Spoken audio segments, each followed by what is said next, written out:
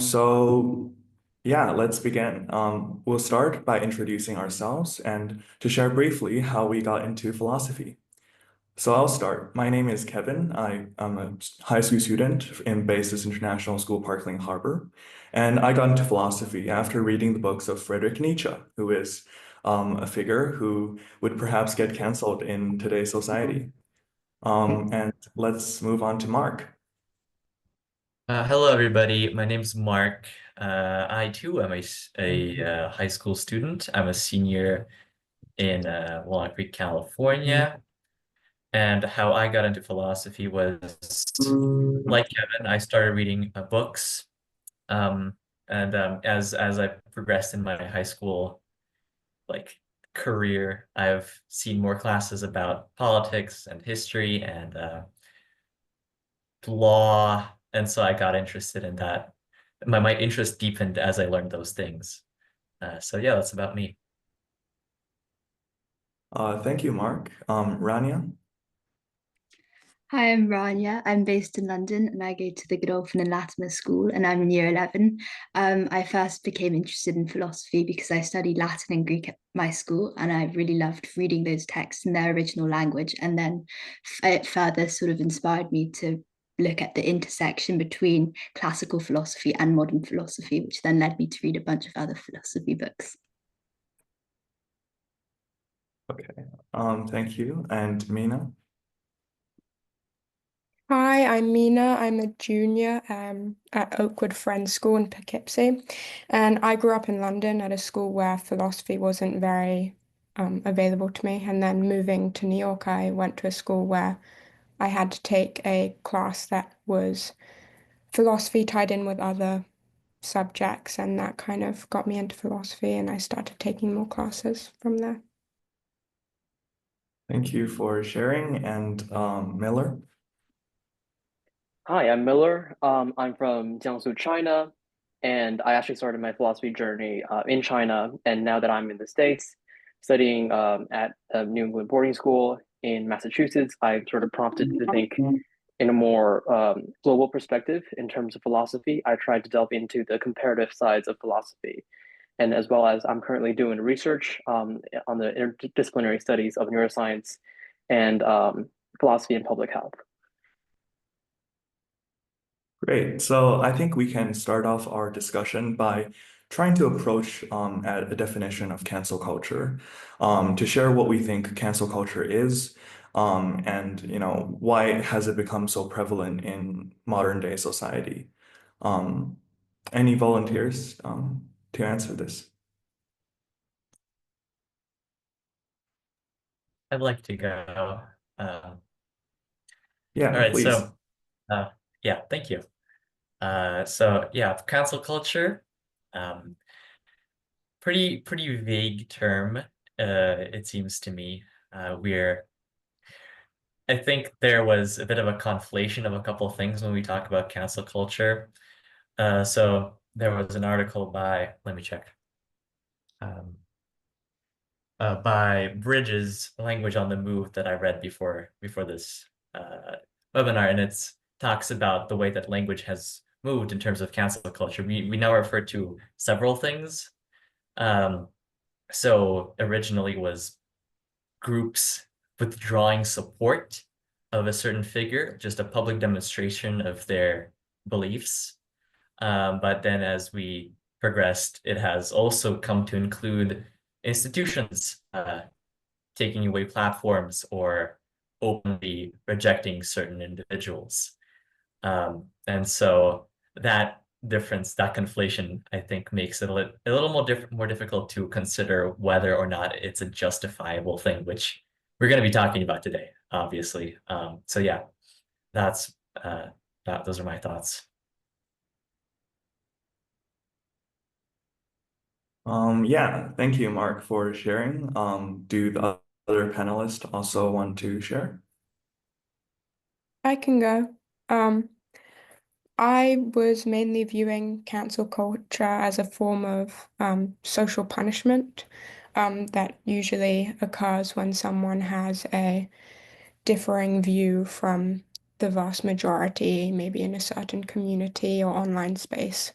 And this can lead to kind of ostracizing them or in some ways boycotting them as a result of that. Yeah, thank you, Mina, for sharing. And I'm glad you mentioned the idea of punishment, because I think punishment, there are a lot of discussion about how do we justify it. For example, is it punitory? Is it retributive? Or are there perhaps utilitarian ways to justify cancel culture? So that links the debate to a wider topic in moral philosophy. Yeah, do Rania or Miller want to contribute some ideas as well, or? Yeah, I'm happy to go. So when I was researching a definition of cancel culture, I was also sort of drawn to the historical background behind the word. And I learned that cancel culture can be traced back to like African American culture and empowerment movements, especially the civil rights boycotts between the 1950s and 60s.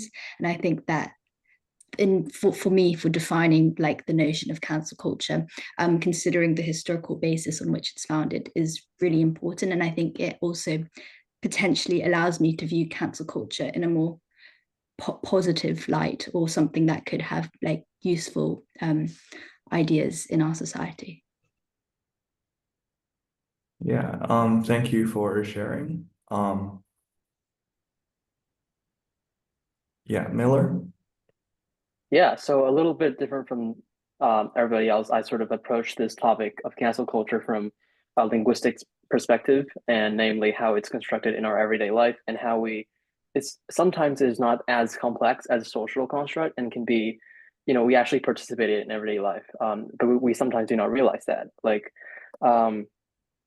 So I sort of looked into the studies of linguistics contributed by Saussure, Butler, and Austin, from the very microscopic things to how we utter our words every day and how the signs work, all the way up to things like sociolinguistics and the continuum of use of language and how that can shape a certain cognition or concept over time, both from the history and into the present and to the future. And so I think cancel culture can be deconstructed and broken down into very simple linguistic terms. And studying that is rather different from studying the ethics and the implications of that, because linguistics does not tell us why and how, right? Like it sort of answers the what we are doing. And so if we're putting in sort of mathematical terms, it is studying like a magnitude, right? It does not have a sense of direction of where we're going. And studying the philosophy of language, applying that to cancel culture, and also combining that study with studies of ethics and of punishment, of moralities, that can lead us to some kind of substantial discoveries and conclusions on where cancel culture should go. Yeah, thank you, Miller, for sharing. And I also hope to kind of talk about my own way of approaching this definition. So I think that cancel culture, if we define it as social ostracization or trying to silence someone for their opinion, it has been quite a phenomenon that has been with us since, humanity became a socially organized creature. But I think what is distinctive for cancel culture is how it seems to also silence views based on reasons that are dependent on the truth or falsity of those views.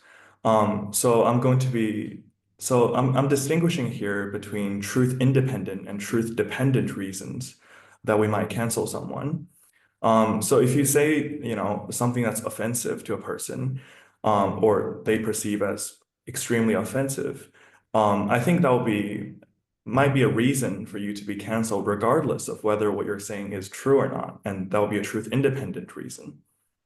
And I think that has been, going on for the majority of history. And I don't think it has any major impact on, for example, free speech, and it's simply a limit on offensive language. On the other hand, there might be truth dependent reasons. And, for example, if you say you support genetic enhancement, you might get canceled regardless of, that really depends on whether you're saying is true or not, because if it's true, it could be better for society. And if it's not, then it could be detrimental or harmful. So I'm going to be using this distinction later when I'm sharing my perspective. But now I want to move on to the panelists and ask if you have any personal experience that you would like to share of cancel culture that you have either experienced or witnessed in your life. So do we have any volunteers?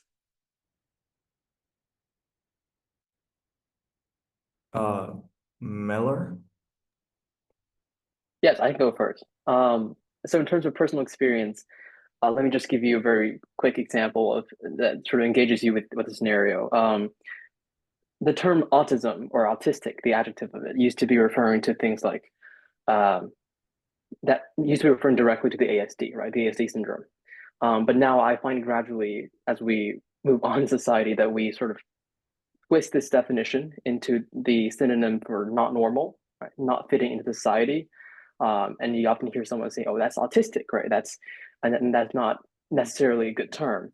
And so I was thinking about that, and the way language plays a role in canceling someone is tremendous. It's obviously not necessarily in a positive way, because the use of language is so powerful, both in interpersonal communications and as society as a whole, that we sort of, over the continuum of historical trends, we define words into certain ways. And sometimes we can see that change happening. And that change brings impact to a lot of disadvantaged people, as well as people who used to define the terms differently. Now we'll touch on that later. Thank you, Miller, for sharing. And so Mark, please. Oh yeah, thank you. So I see Miller has, I think he's discussing kind of a similar thing that I was talking about, that like how it changes the way we talk about cancel culture and words and stuff. But I think I want to bring in a different thing, because at the end of the day, we're mostly talking about whether it's permissible, whether cancel culture is permissible. And I'd like to share my own opinion of that. And I think I'm personally very in support of a open, a community of inquiry is the term, of a society in which people are respected and opinions are not respected. And the reason I am, I'm partial to that way of doing things is because of my experience in my own high school. We have a thing where all seniors have to like make a debate kind of thing. It's called a mock Congress. And so there are quite a lot of opinions being said, and which are very, very relevant to what's going on, and not everyone agrees, as you might imagine. And what I've noticed, because I've already participated in this thing this year, and I had stories about people participating in years prior, most of the time, even though the opinions might be completely different, people don't get terribly, they don't stop being friends. People are still hanging out because it's high school. People are friends because they're near. And I think, at least in my experience, there's a very strong role that personal respect can play in creating a safe community for discussion, because in that case, you can say things that aren't exactly aligning with other people's views, and yet at the same time, because of the personal connection you have to other people around you, you'll still be okay with that. You won't cancel.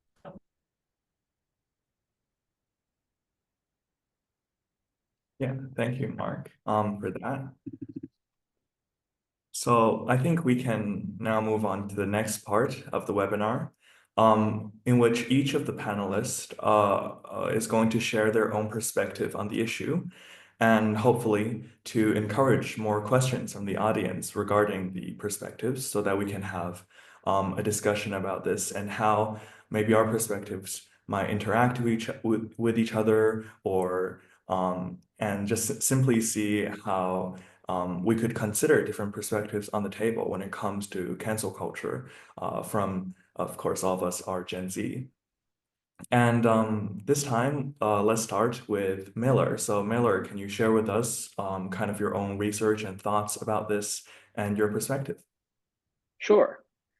Thanks, Kevin. And again, I'd like to remind everyone that the philosophy of language does not necessarily offer a direction of should or should not. So this is more of a studying the construction of language and how that plays a role in perpetuating cancel culture. And so I really liked delving into the philosophy of language, and I will introduce three persons, Saussure, Butler, and Austin, as I referred to earlier. And so first off, Saussure, in his book, The Course in General Linguistics, he offered the definition of the signified and the signifier, right? In The Arbitrary Nature of the Sign, he stated that the bond between the signifier and the signified is arbitrary. Namely, the linguistic sign is arbitrary. And now that can seem a little distanced or unrelated to what we're talking about today, but that is actually how we engage in canceling and the act of canceling. For example, as I talked about earlier, well, normally we share some kind of signifier, and the signifier is, for example, like a sign, like a symbol, as we see in everyday life. Or it can also be some kind of utterance, some phonetics, the sound of a word, right? Those things can all be symbols or the signifiers. And the signified is most times shared. For example, if I'm referring to a tree, I'm thinking about some brown, some green color with perhaps a bird on the top, right? But in other cases, you might not be thinking about the same picture. If, for example, you're new to the language of English, or perhaps you're just not familiar with the word tree. And so that is how the linguistic sign can be very arbitrary. But let's put it in a cancel culture context, right? For example, as I talked about earlier, if I'm talking about the word autistic, I'm referring to the ASD syndrome, while my friend over there is really thinking about, how I commented on someone being not normal or not fitting in, right?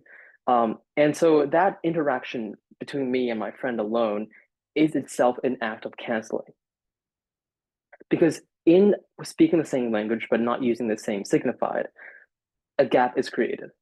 And this gap is not just interpersonal. It can go beyond interpersonal to a very societal realm. And that is a very detrimental harm. And we can see the act of canceling within that distancing and simply having different signifieds. Now I'll move on to more macroscopic lens of linguistics, specifically Judith Butler, who contributed a lot to sociolinguistics. And so in their book, Excitable Speech, A Politics of the Performative, Butler examines how speech can be injurious and how certain utterances, right, words what we speak, function as performatives that enact harm or control. And so how is this relevant to cancel culture? Well, it's because public condemnations and calls to cancel someone can be understood as performative acts aimed at enacting social consequences. So Butler specifically explores how language performs actions and how these performative acts are constrained and more or less enabled by existing social norms. Utterances are obviously not isolated events, but are parts of a continuum shaped by prior discourses, and they have potential for shaping future reiterations of those language. So one thing that she pointed out was that speech acts need to be reinforced. And in reinforcing them, we sort of shape the future discourse, and that has lights shown into the past. Now, I referred to the concept of performative utterance, and that, if we trace the origin of that, it goes to J.L. Austin. Austin, in his How to Do Things with Words, let me just give everyone a quick idea of how performative utterance works, right? And so performative utterance has two kinds of elements to it. in a language itself, a language does not only have to signify a certain meaning. While signifying that certain meaning, it can do the act itself. For example, in declaring you are canceled, I'm not only saying literally that you are canceled, but also my act of saying you are canceled is itself an act of canceling. And so Austin, similar to Butler, also pointed out a societal structure that perpetuates this kind of performative utterance or act. So first off, he argued that the speaker must have the authority or social context to make the statement, right? If I'm just saying you're canceled, obviously I'm doing the act of canceling, but it does not have a very societal or influential impact. So I need to stand on some platform, and that platform can be social media, it can be any kind of mass media, and acts can be saying me using social media platforms or public forums to call out unacceptable behaviors, and that reaches the maximum impact of a performative act. And so for academic references, Austin referred to these things as the felicity conditions, namely the required social condition that I need to be stepping on to make that performative act impactful, in other terms. And so to quickly recap, Austin's points lie in three aspects: the locutionary, the illocutionary, and the perlocutionary acts. So the locutionary acts is the literal meaning of a statement. As I said, you can be literally saying that this person's behavior is unacceptable, or I want to cancel this one. And that is the literal meaning of the statement. But the illocutionary act sort of goes beyond that and is the intended action performed by the statement. And that action can be me trying to cancel that person, or the society in general wants to cancel that person. And that can be done alone with that utterance of the words, your behavior is unacceptable. And a perlocutionary act is the effect of the statement on the audience. For example, that can be followers on social media start to boycott or ostracize this individual that I said you're unacceptable to. And so these three acts, the illocutionary, perlocutionary, and locutionary acts added together to perform a rather powerful social structure that cancels someone. And that is sometimes as simple as uttering the words, you're canceled. It can be very simple. And yeah, and so as I said earlier, the reason why I'm really intrigued by the philosophy of language is that it provides a tool. And once we know where to go, we can easily manipulate that tool and to know how to change. Yeah, thank you. Thank you very much, Miller, for sharing. And if you want to ask him any question about the theories that he shared, feel free to put it in the chat. And next, let's move on to Mina. So, as I said previously, I was looking at and thinking of cancel culture as a form of social punishment.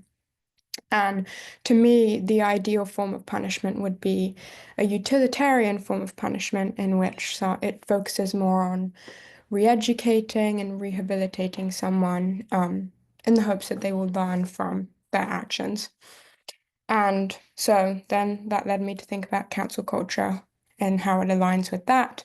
And I chose to focus more on how cancel culture has kind of trickled down into smaller communities, most of which tend to be in academic settings like colleges and high school and smaller communities. And from this, I kind of came to the conclusion that I felt cancel culture was a counterproductive form of punishment, as within communities, there are frequently diverse sets of opinions and views, and it is from the diversity in these opinions that interesting conversation can be had, and people can either affirm their opinions even more based on what other people may think, or they may be open to changing their opinions, growing and developing to make them more, maybe they change and take a different form. And then I was also thinking about how the effects of cancel culture is socially ostracizing someone from a community. And I think that in this, a result of this can be that this ends up discrediting the person in general. And so while they may hold views that differ from the majority in one aspect or a certain political subject, they are then discredited in all other subjects that may not relate to the one in which they hold a different view. And this can be damaging to both the person, but also have an effect on the community. And aside from that, within the act of cancelling, the argument that is had between two people in which one person holds one opinion that someone does not agree with, this discussion can eventually morph into a more ad hominem argument in which instead of the opinion being attacked, the person is attacked. And this can diminish the original point that was held by the person. And along with that, it can also discourage people or hinder the desire of others to share their opinion out of fear that they may end up being cancelled within a community. I do, however, feel that there is an exception to this, and when someone's views begins to harm a community and maybe it has been brought to their attention that they are holding an opinion that is causing harm to others or acting in a way that's causing harm to others due to an opinion they hold. It is once this has happened that it would be okay to reevaluate whether that person belongs in such a community. And I think from a utilitarian perspective, especially in which they focus on doing what is for the greater good of people and what will benefit everyone the most, it would be permissible to then rethink whether that person is in the community and consider maybe removing them from the community. I think that the idea of harmful speech in a community and what to do and readdressing and rethinking whether that person belongs there would also align with Popper's paradox of tolerance, in which he thinks that a tolerant community or society must be intolerant of intolerance in order to protect from damaging perspectives that may disrupt and hinder a community from being able to flourish. And so all of this led me to basically come to the conclusion that within small communities, I think that the way that cancelling is carried out is counterproductive, and that there are alternative ways of going about people who have differing perspectives than the majority, although there are exceptions to this, and when someone is harming a community, it should be reevaluated on whether it is right for them to be there. Thank you, Mina, for your perspective. And next, let's move on to Rania. So while I'm tentative of depicting cancel culture in an entirely positive manner, I do believe that there are several benefits that stem from it. But first, I wanted to establish that the following arguments are posited on the basis that the act of cancelling isn't simply cancelling a person because they believe certain views, but rather it also takes into account, I think, as Kevin mentioned earlier, how they have arrived at those beliefs. But I think something really interesting that I was reading Gayatri Spivak's seminal essay, Can the Subaltern Speak?, which argues that traditional Western systems of knowledge and power, the subaltern, so those who've been marginalized in society, she cites colonized peoples, the impoverished, or women in patriarchal systems, and that they're often silenced. And she suggests ultimately in her essay that the subaltern cannot speak because they are excluded from processes of articulation within established power structures, including that of the state and academia. And that kind of drove me to wonder whether cancel culture could potentially be sort of like an accessible way in which one society doesn't necessarily need to conform to the hegemonic norms of the state, dominant culture, or even political practices. And that also sort of propelled me to think about democracy and dissent, and whether cancel culture can be, again, this accessible way that lots of people who wouldn't otherwise have had this sort of power be able to sort of utilize it in order to argue for what they believe in. And so dissent in that sort of way. So yeah. that's my opinions. Yeah, thank you. And Mark? Yes, so I wanted to answer the question we got in chat, which says, what's the line, is there one, between free speech and hate speech? And where do we see cancel culture fitting into this? I think a lot of us here have said that we are not in support of cancel culture. We are seem to be pretty pro free speech here. So hate speech would necessarily imply that you're hurting someone. So because the point of hate speech is that something you can like prosecute or something you can condemn. So the way I would think about that is that in a community of inquiry, as I have said before, there is respect towards people and a disrespect towards opinions. So again, in my experience, the respect that a small community can have for members is sufficiently strong to let opinions be opinions and be disrespected without disrespecting the person. So no ad hominems. And I think hate speech is, for me, would be the line where a person comes and directly attacks the person who is speaking, or is very direct towards a specific person. That would be my. I know the harder thing to figure out is, what about groups? What if you're talking about a group and then a member of that group comes up to you? Is that directly taking that person? That's, it depends. I can't speak because I don't have much personal experience with it, but that would be where the actual question lies. If you're talking with someone and they're not part of that group, you're not attacking them, you're sharing an idea.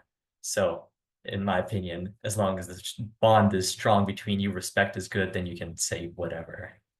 Yeah, does anyone else have opinions about that? Yeah, thank you, Mark. And I think I'll actually use this question as a starting point to my perspective. So I think that the difference between free speech and hate speech is that while hate speech can be truth independently bad, free speech can only be truth dependently bad. So an example of this would be a scholar who got canceled for defending a view called transracialism. And that scholar, no one would characterize her research paper as an example of hate speech, but still she got canceled because people think that her views are wrong, and that because they're wrong, because they're false, that is socially bad, and therefore she deserved to be canceled. That's someone's opinion. But I think, while the result is that she did get canceled, at least initially, that is the difference between free speech and hate speech. Now, my own perspective on this is that I think canceling someone for truth-dependent reasons face a very strong problem that is not moral, but epistemic. In particular, I think that, in order for your cancellation to be justified, you must at least be confident that you're epistemically superior to the person whom you're trying to cancel. And I'm going to be using the idea of a worthy epistemic opponent here. So a worthy epistemic opponent is someone who disagrees with you on a given issue, but is at least as rational and as well informed as you are about that issue. We know many such worthy epistemic opponents. It might be parents, professors, colleagues, or friends. But I want to point to a more specific group of people who might be such worthy epistemic opponents, namely people on the internet or celebrities, or famous academics whom we're not personally acquainted with. And first of all, I think if we know that someone is a worthy epistemic opponent, then we should not cancel them for truth-dependent reasons. An example of this would be people have canceled Peter Singer over his views about animal sexuality. And I'm not going to be taking a view here on the issue itself, but I just hope to note that people who wish to cancel him perhaps don't know as much as Singer do about the issue in question, and shouldn't be confident that they're correct about the issue and therefore correct about the harm that Singer's view does. And, to connect this to a broader literature, I think that refraining from canceling because you recognize your interculator as a potential worthy epistemic opponent is a display of epistemic humility. Conversely, if you engage in conversations with the presumption that you're superior to whoever you're talking to, that seems to me to be epistemic arrogance and it should be avoided. This of course does not apply to every single case of truth-dependent canceling. So on issues like Holocaust denial, there's overwhelming evidence on one side. And I think in these cases, we can cancel someone for truth-dependent reasons. But I think for most disagreements about geopolitics, climate change, gender, abortion, immigration, and so on, it is the case that reasonable and well-informed people disagree, and we should refrain from canceling just because we don't know if we're correct. Yeah, so I was wondering if Mark have more to share on your perspective, or have you already shared and we can move to the Q&A. No, I think I have shared all. Yeah. Okay, great. So I saw that Rania wanted to answer the question about free speech and hate speech, so please. Yeah, I think that's such an interesting question. And I would say that the line between free speech and hate speech is like so incredibly hard to define, and I'd say quite circumstantial. But I think I want to draw on what Mina mentioned earlier about Popper's The Open Society and Its Enemies, and his notion of the paradox of tolerance, because I think that that sort of relates to this idea about where we can draw the line and what that means. So as he states, if society is endlessly tolerant, it will eventually be destroyed by the intolerant. And I think here we might be able to characterize the intolerant as hate speech. But I think what Popper clarifies is that it's not about silencing dissenting opinions, which I would suggest we could characterize as free speech. And we're not necessarily suppressing intolerant views by force either. So I think that potentially through cancel culture, that could be a means by which we could suppress those intolerant views. But I think his larger argument in The Open Society and Its Enemies is that he wants to create this open society that needs to be safeguarded against dogmatism and authoritarianism. And I think that he very much would argue that it is important to draw this line between hate speech and free speech in order to preserve, I think, like so many intrinsic aspects of our society. Thank you, Rania, for that thoughtful answer. And I want to move on to a question from Bob, which is, what is harmful speech? When it directly causes physical harm to a group, or when it directly causes physical harm to an individual, when it causes physical harm indirectly. And yeah, Mina, do you want to answer this question?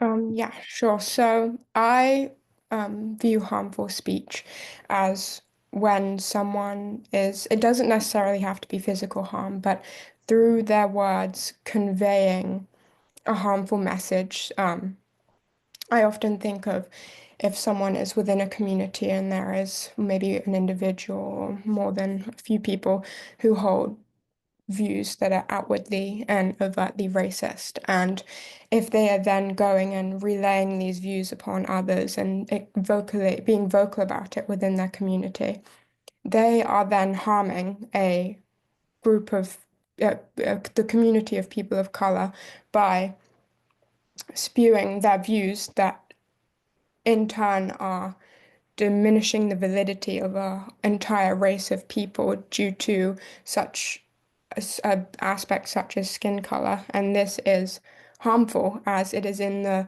diminishing of their humanity that the harm is being caused. And by doing this, you are disrupting the equilibrium within a community. And so harmful speech doesn't necessarily mean just making someone feel uncomfortable or disagreement. It is because often productive conversation comes from feeling uncomfortable. Sometimes, tension is what leads views to grow and change, but there is a certain degree of speech that is the sole purpose of that is to either diminish one's being as a human based on something like skin color or to diminish their intellect. And I think that that is harmful to a community in which you disrupt the view and the basis of equality just based on a surface level aspect. Yeah, thank you for that. And I think maybe Miller, if you want, I think your view about speech could provide us a perspective into how a speech could amount to a harm. Yeah, and so speech can sometimes be intentional, sometimes it can be unintentional, right?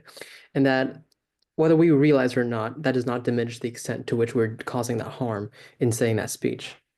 And I talked about how speech can be a very societal construct. It can be something that is not interpersonal. It can be, for example, again, let me use the example of the word autistic, right? You were told that the autistic, or through a conversation, you realize the word autistic now refers to synonyms of not normal, not fitting in, and then you use that word, and you don't realize that's basically the process at which you learn language. And so when you adopt that sort of system of how you speak, you adopt hate speech. While you might not realize that is hate speech, that does not diminish the extent to which you're harming other people. And so we can sort of see that complexity of the issue there. Miller, I wanted to ask you a question also relating to this. Since you were talking about you were talking a lot about signifiers and signifieds. So we are talking about hate speech. So that is a signifier. So do you think there was a change of what is considered hate speech? Because I think that was the question. So I wonder if you have an opinion on that. Yeah, there definitely is. And there are a lot of examples, but the one I gave was about autistic, and that is we definitely see a change in signified there.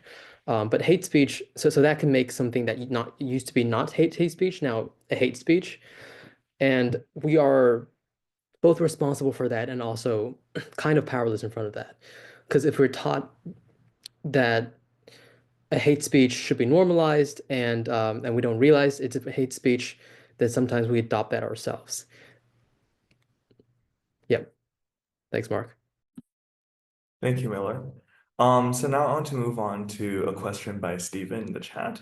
And I actually want to start by answering this question myself and then encouraging perhaps Rania to engage here because I think her position ties closely to this question. So the question is, does it matter who is speaking when it comes to cancellation? For instance, how does power structures or power relations play a role in whether we should cancel someone? And I think there's actually a kind of, so on the one hand, I do think that people who have more power should, be more careful on their speech because the effect it could have is quite large. But at the same time, and for that reason, I think maybe they should be canceled perhaps more often than like ordinary people. But on the other hand, I also think that people who are in a position of power are also in a position of knowledge. And those two often go together, knowledge, power. So for example, people like Peter Singer might know a ton about the issue that he's talking about. So that might be a reason why we should cancel them less than we cancel perhaps people who know less about an issue. Because, if you cancel people who are quite reliable, then you get an overall decrease in reliability in your community of inquiry. So I think there is a two-way effect here, and I think it's quite hard to judge whether overall we should cancel them more or less due to these effects. Rania, what do you think?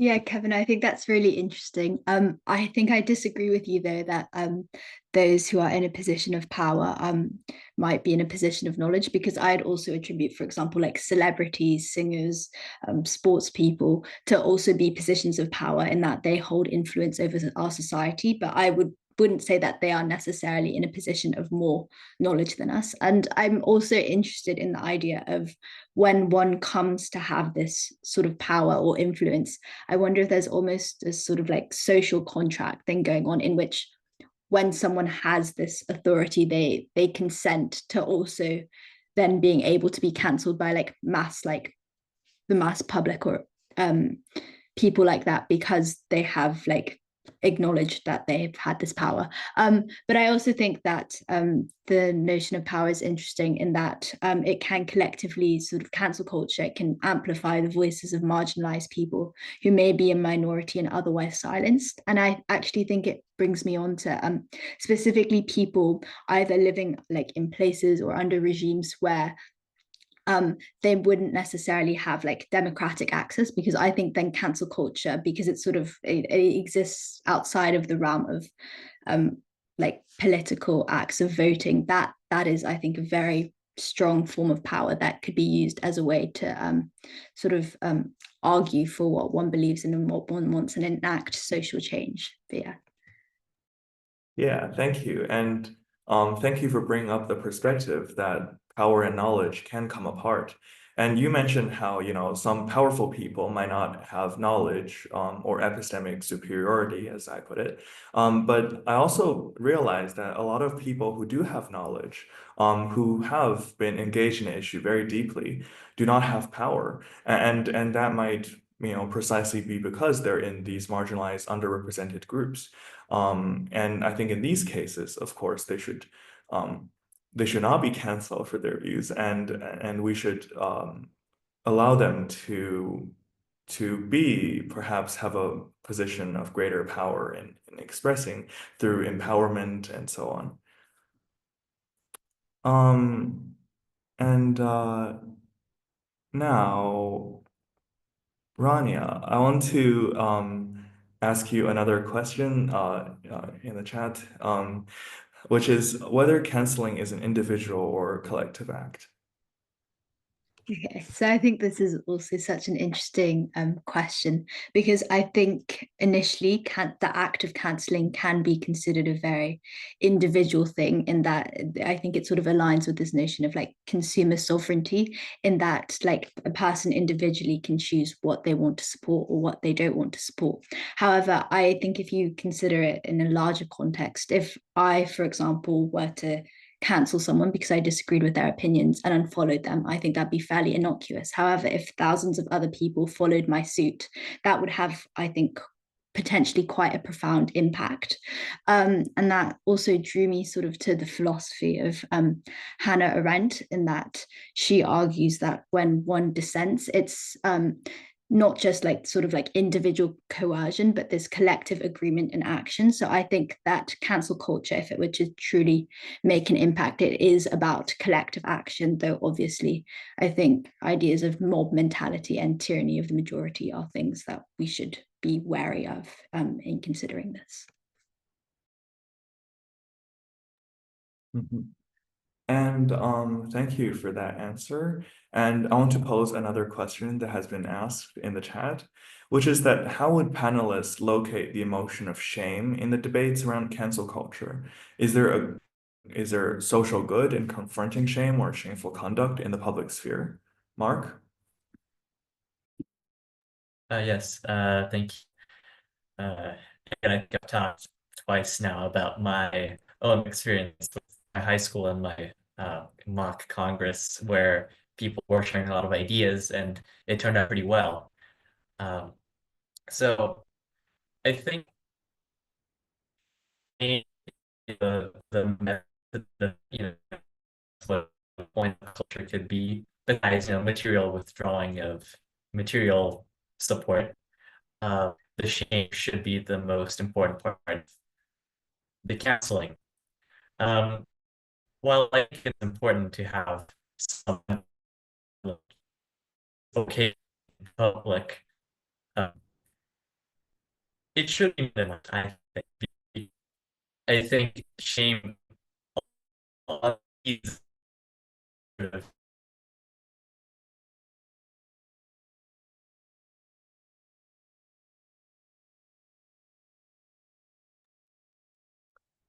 Oh, I think there is an internet problem here. I could go and kind of speak my view on the question since yeah, I think please. Mark cut out there. I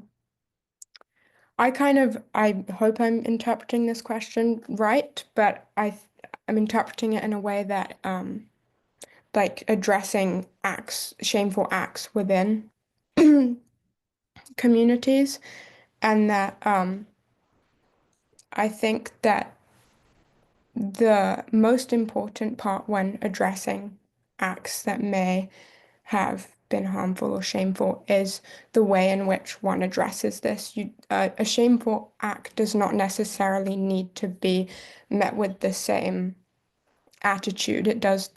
The repercussion to that does not necessarily need to be shaming the person for what they have done.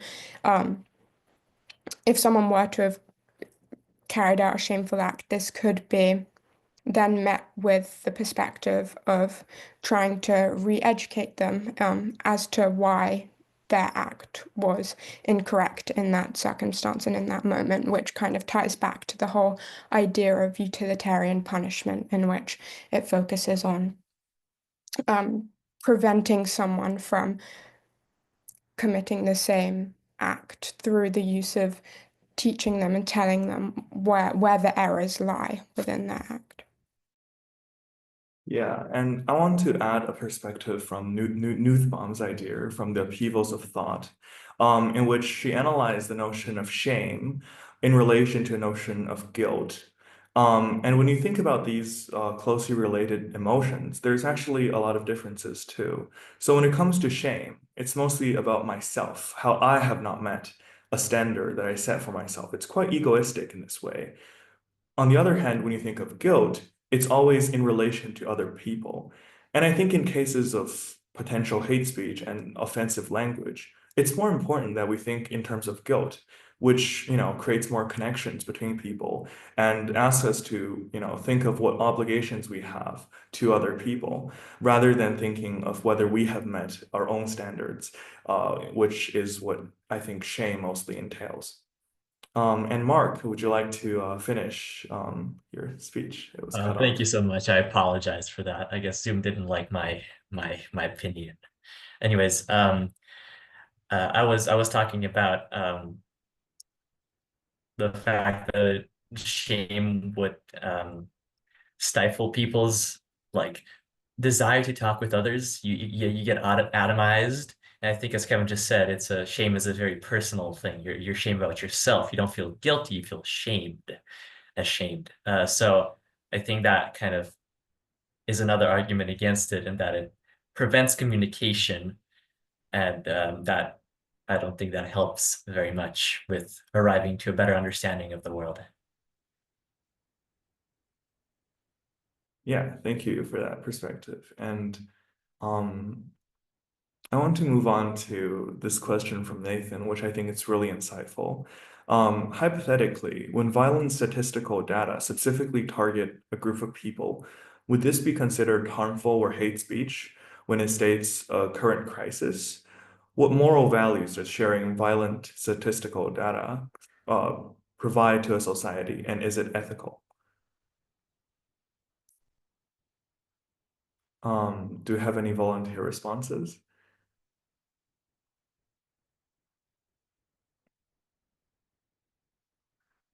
Okay. Yeah. Sure. So I think statistics are a very dangerous thing to show as evidence, because, again, to use Miller's idea, the the signifier is the statistic. The signified is the hard truth behind the statistic.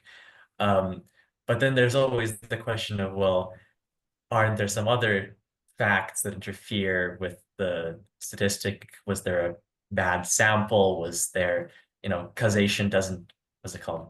Causation does not mean, correlation does not mean causation stuff. So I think in that regard, I think you can't exactly cancel someone for doing that, for sharing wrong statistics, or even if they're right, you can't cancel them for just showing statistics, but you instantly have to make sure that the people who are present are aware of the fact that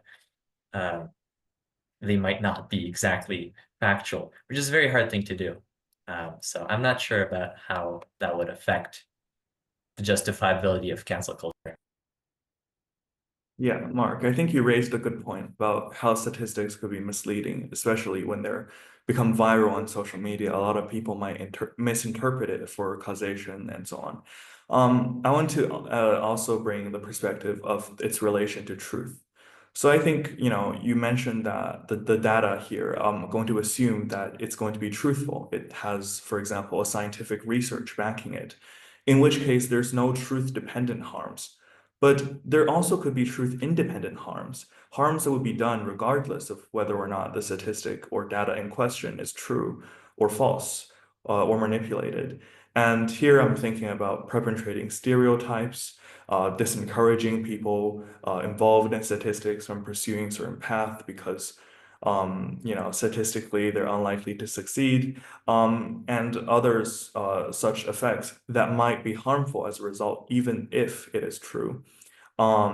And I think it's very hard to it's this very fine line here between what kind of statistics is ethical to share and what kind of statistics might be better if we just keep it to more closed scientific communities in which their truth-independent impact could be dampened. Okay. Here is another question from Mark. So the effect of canceling someone has increased in proportion to the increase in one's ability to reach the multitudes. I wonder if this will one day create an equilibrium of communication that is balanced. Do you believe that we will one day have a more balanced approach to communicating with each other? So do we have any volunteer answers? I can briefly answer. I think ideally this would help contribute to equilibrium and a space in which people can voice their opinions and have very open discussions with others that eventually aid to forming more well-rounded opinions that take into account multiple different views and backgrounds. But I do think that at this point in time, with social media and current political climate, it does seem that the polarity of views seems to just be becoming more and more vast, and the ways in which we seem to be approaching these differing views seems to be increasingly more hostile. And so maybe it's just a situation of where, the pendulum has to kind of swing so far one way for it to eventually land in the middle. But at this point in time, it's kind of looking like a more equilibrium-centered sphere in which we can communicate differing ideas and opinions is further away than I'd like to admit. Yeah, I agree with Nina, and I also think that because of social media and the fact that just even within an algorithm, we're constantly being fed information and videos and content that we align closely within our views. I think that exacerbates this polarization so much more, and I think that potentially a less hopeful view. But if something doesn't change, I think that's just going to get worse and worse as we go on. I think that is just going to further sort of perpetuate a bit of a vicious cycle of echo chambers.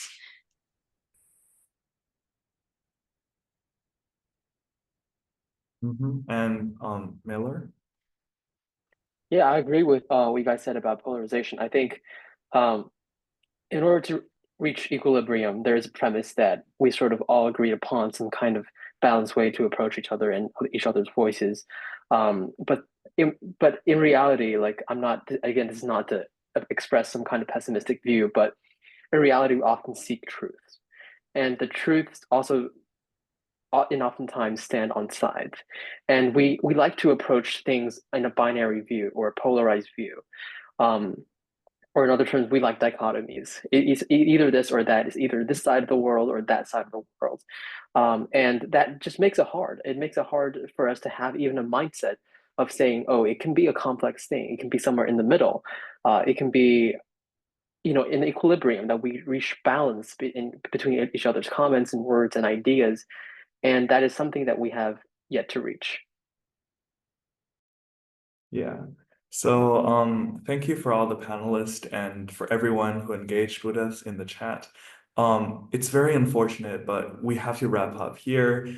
And so thank you everyone for coming. And I think we have shared a lot of interesting perspectives on this issue, from the philosophy of language to epistemology and ethics and social studies. And thank you so much for coming. And yeah.